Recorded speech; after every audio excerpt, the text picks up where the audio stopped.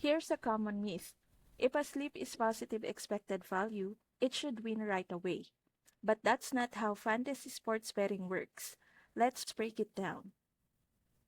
Positive expected value doesn't mean guaranteed wins. It means that over time, the odds are in your favor. Just like flipping a weighted coin. You might get unlucky a few times in the short run, but in the long run, you come out ahead. With DigiFantasy's tools, you're stacking these weighted coin flips.